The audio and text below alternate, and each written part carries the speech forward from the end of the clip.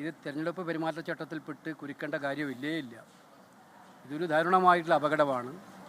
ഈ അപകടത്തിൽ മരണപ്പെട്ടവർക്ക് അവരുടെ കുടുംബാംഗങ്ങൾക്ക് വേണുഗോപാൽ മാധ്യമങ്ങളെ കാണുകയാണ്. തൃശ്ശൂർ മെഡിക്കൽ കോളേജ് ആവശ്യമായിട്ടുള്ള അടിയന്തര സഹായം നൽകുന്നതിന് തിരഞ്ഞെടുപ്പ് ചട്ടങ്ങളിൽ തടസ്സമാകേണ്ട ഒരു കാര്യവുമില്ല എന്നുള്ളതാണ് നമുക്ക് മനസ്സിലാകുന്നത്. അത് അത്തരം ഒരു സാഹചര്യം ഉണ്ടാകുന്ന പ്രശ്നവുമില്ല.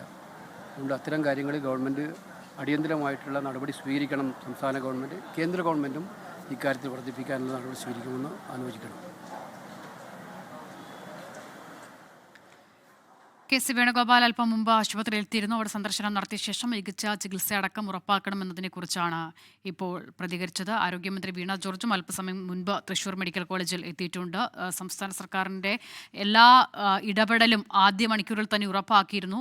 മന്ത്രിമാരൊക്കെയും അവിടേക്ക് എത്തിയിട്ടുണ്ട്. മന്ത്രി മുഹമ്മദ് റിയാസ്, ഒപ്പം തന്നെ VN വാസവൻ ഉൾപ്പെടെയുള്ളവർ അവിടെ ക്യാമ്പ് ചെയ്ത് പ്രവർത്തിക്കും എന്നുള്ളതാണ് അറിയുന്നത്. ഒപ്പം തന്നെ അടിയന്തര സാഹചര്യം നേരിടാനായുള്ള ധനസഹായവും സംസ്ഥാന സർക്കാർ പ്രഖ്യാപിക്കുകയും ചെയ്തിട്ടുണ്ട്.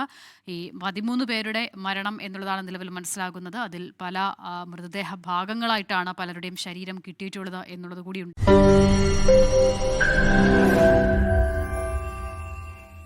ലോകത്തെവിടെയായാലും ഏത് സമയത്തും 24 വാർത്തകളും ഓഗ്മെന്റഡ് റിയാലിറ്റി പാക്കേജുകളും എക്സ്പ്ലെയിനറുകളും വിശദമായി കാണാൻ ഞങ്ങളുടെ YouTube ചാനൽ നിങ്ങൾക്ക് സബ്സ്ക്രൈബ് ചെയ്യാം.